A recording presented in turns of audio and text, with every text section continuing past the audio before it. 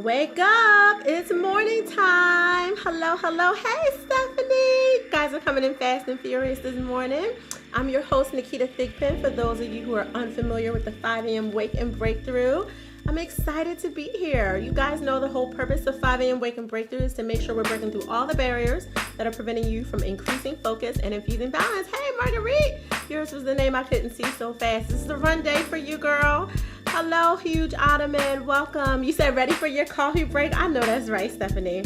I have my special tea this morning. I had to make like a medicinal tea. So I'm feeling a little not so great in the throat area. But of course, where else would I not be feeling great, right? But I'm excited to be here this Monday morning. I hope you guys had a great weekend. Did you enjoy yourself? Are you getting ready for potential festivities if you celebrate that with your family and friends, or just to have a day off from work this week? I hope. You said busy. Hey, sister, welcome to 5 a.m. Oh, you said you're busy, Marguerite. You probably cooking for like 1,000 people. No, I know this is a really full week, especially with the half of a day off. I will be doing 5 a.m. Wake and Breakthrough on Thursday morning. I'm sure I'll be up from cooking as well. Running around. I know that's right.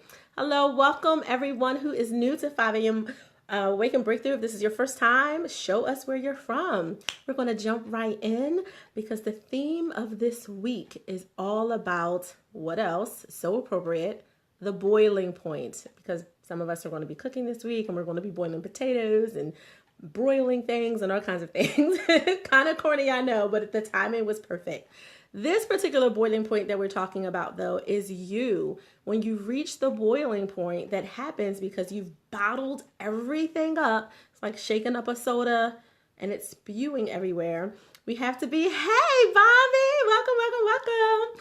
We have to be very, very, very mindful when we bottle all those emotions, those feelings, those problems, those issues up inside us. We're going to hit a boiling point. And the unfortunate part is it doesn't just affect and splatter everyone around you, your business, your finances, your relationship, people, places, and things that you care about. It hurts you. You ever get sick, like you just, ate a bunch of food and then you jumped on a roller coaster, went swimming, or did something where the insides of you were shaking up? That doesn't just necessarily mean that you're going to affect everyone who's on the roller coaster with you, next to you, below you, or that you just swim wet and you kind of like yucked, puked on everyone. It hurts you. Hey, Donna Boston's in the house. Welcome. I love seeing my people here. Welcome. This is awesome. Hello, Naomi. Welcome as well. Look at the heart love waking me up on Monday morning. So sweet. So we want to make sure that we're not bottling a bunch of stuff up, hitting that boiling point, because we're going to hurt ourselves. We have to be very mindful of what you hold in. So this week I was talking to quite a few people who are going through this, and I get it. The holidays are near. There's lots of stuff going on with families. Who's bringing this? Oh, you're so selfish. You never bring that. It starts from those conversations up to the anxiety of seeing people, places, and things that you don't necessarily want to, because you've tried to just leave the memory of them to 2014, and now it's holiday season again, and some of those relationships we're being faced with, for some of us, is financial. We're being faced with some of those woes because we're getting into present and gift wrapping time. If you celebrate those things, all those things matter, and it can get really sticky and icky for us, but you gotta let it out. Have a conversation. I know I say that all the time, and I get it. Easier said than done, but the awkwardness is the hardest part. At least with the awkward, appropriate, loving conversation, especially if you're leading in love, the worst thing that's going to happen is that moment of awkward. The worst thing will happen if you bottle up is you're going to end up stressed out, high blood pressure, potential cardiovascular issues. Be mindful that you still have to take care of you past the holidays, past the moment with that issue, with that person, past gift wrapping season, gift wrapping season. You still have to get through all of that stuff after. But if you bottle it up and try to just drudge your way through these conversations by ignoring them or denying that you need to address the issue, it's going to be a problem. And I mean this in life and in business. We do the same thing in business sometimes. We don't want to have a conflict. If you're a professional in a workplace, kind of a tiered workplace, those issues come up a lot because there's a boss, there's a peer, there's maybe someone else that's in a different silo than you at a different location that you have to work with every now and then. Those issues are coming up and we have to say something, because if you don't, the only person who's going to get hurt the most is yourself. Perfect example, one of the clients that I was speaking with this week was really going through a lot of issues that was coming from her past, and someone triggered her, right? Someone who's not from her past triggered something from her past. They referred to her as something that she really was uncomfortable with because people from her past would refer to her as that, and that was a very hurtful thing that came up for her. Ironically, my daughter, my youngest one, was going through the same thing. So we can go through this at all different ages. It's not just the 14, 15-year-olds. It's the 30, it's the 40, it's the 50, it's the 60 and beyond that are dealing with a lot of those things because we failed ourselves. We failed to have a conversation. Literally failed. I have a friend. I have lots of friends, right? Lots of associates, lots of friends, all these kind of tiers. Everyone who knows me knows Kia will say exactly what she needs to say to you. So notice I said Kia because that's when all the South Philly comes out, right? Like, I will totally tell you, listen, we got a problem. We got to talk it out. We can hug after. I will love on you later. But right now, I care enough about you to tell you that I'm having a challenge. Something you said, something you did, something you insinuated, it pricked me. Maybe I don't know why. Maybe I don't realize that I was triggered from something else. Maybe I do know why. But either way, it pricked me and I have an issue. So let's resolve it. You may not agree with me. You may say, Naketa, girl, bye. You're being too sensitive. I don't know why that affected you on any way, shape. That's not what my intention was. That's not what I meant. But at least we could air it out versus me walking around thinking, Donna really upset me last time I talked to her. So now next time I see Donna, I'm just going to look at her sideways. What kind of mess is that? Like, how juvenile? How about you have a conversation with Donna, Naketa, and say, Donna, that really affected me. Now, Donna, you know you didn't affect me, girl. We got lots of love. This is just like a hypothetical issue. But because Donna's name came up, I got to pick on you. I usually pick on Stephanie and Joyce, but I got to pick on you this time. Bobby, next time I'm going to pick on you. Coming after you, girl. I'm gonna get you. I love using hypothetical examples with real people. It's awesome. I get all kinds of text messages after. It's quite hilarious, actually. But thank you for the heart love for that, especially because of the messages that I'm sure are going to come. But anyway, you got to make sure that you unbottle it. Just have a conversation. Bobby, you were like, use me. I know that's right. She was like, I ain't afraid of you. Use me, child. I will, I promise. But make sure you're mindful of that. So let me show you how it can come up in your finances, right? You bottle up that you may have, I had a perfect example. Someone just popped in my head. Someone I know has a huge issue with impulsive shopping. This season is a major trigger for her because she's a giver.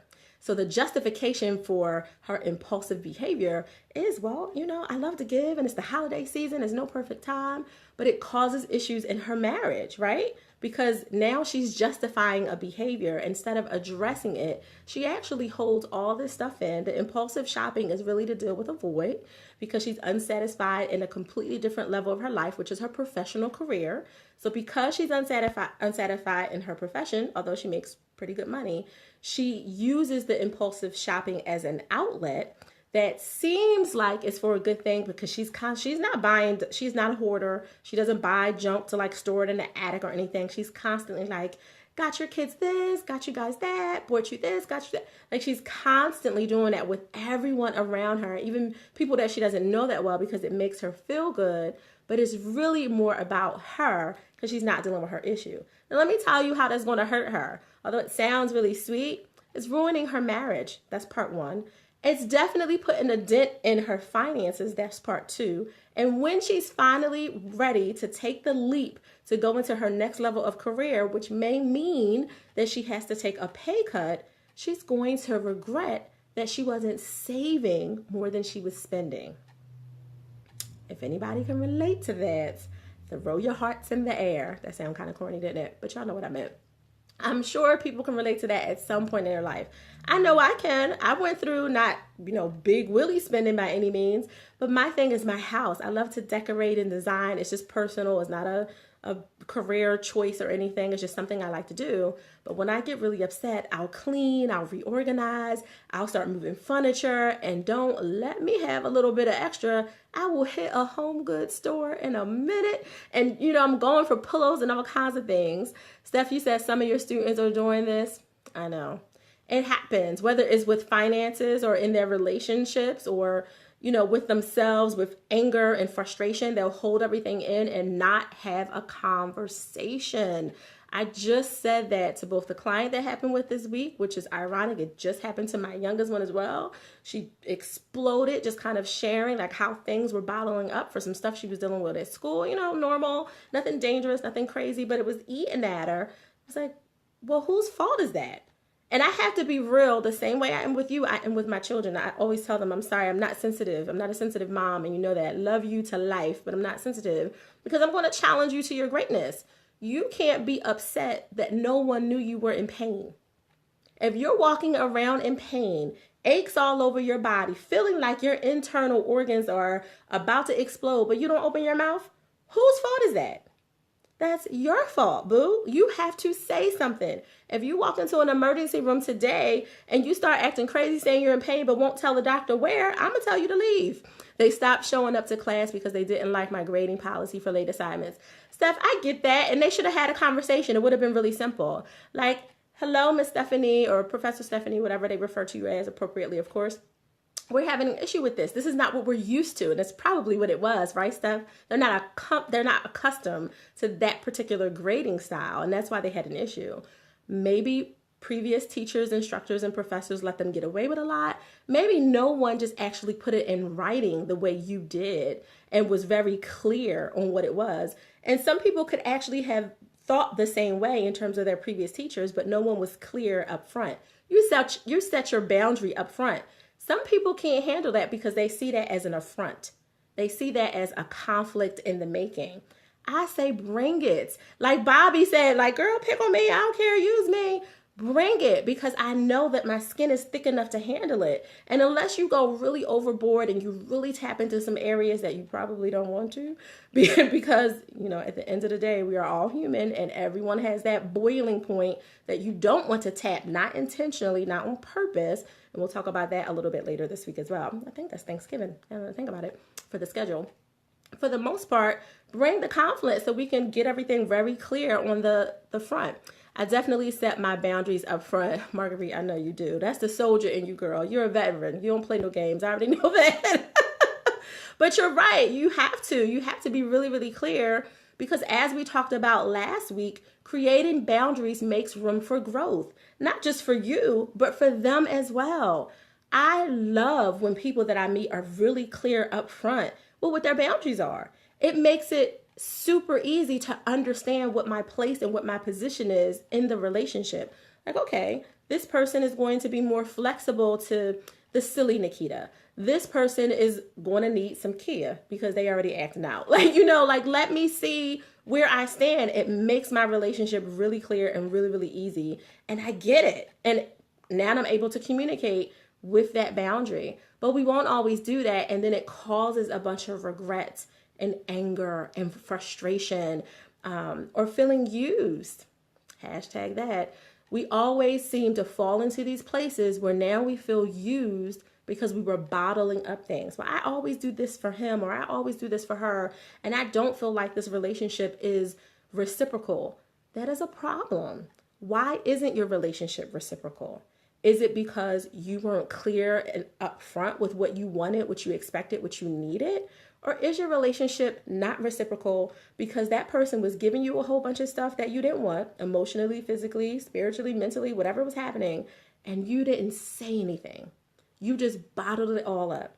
So now someone else comes along and lightly taps that button, having no idea that button even exists, that sore spot on your shoulder, and you go off like they are the one that caused the injury. Financially, in your life, in your profession, and in your business. It happens. So just be very mindful. Now that I'm off the boiling point moment, I want you guys to have an amazing, incredible Monday. Let this be the beginning of awesomeness for your week. keep in mind that you don't want to bottle anything up today or any day, but especially this week. Thank you, Marguerite. Have fun today with all the running around and family stuff that I know you're looking forward to doing. All of you enjoy it. I will see you here every single day, God willing, at 5 a.m. Eastern Standard Time, including tomorrow, including Wednesday, definitely on Thanksgiving and Friday as well. I love you more. Thank you. You guys are awesome. Enjoy your day and get back to work. Yes, Donna, I will see you soon. Thank you for letting me pick on you, Donna. It was awesome. I love real-time examples. It was awesome. Thanks for the boost. You're welcome, Ange. I appreciate you. Hey, AJ, I didn't see you come in. Welcome. You too. Have a wonderful week. I look forward to you guys all week long. Whoever can tune in when you tune in, just come in. If not, catch the replay and get your portion. I'll see you tomorrow.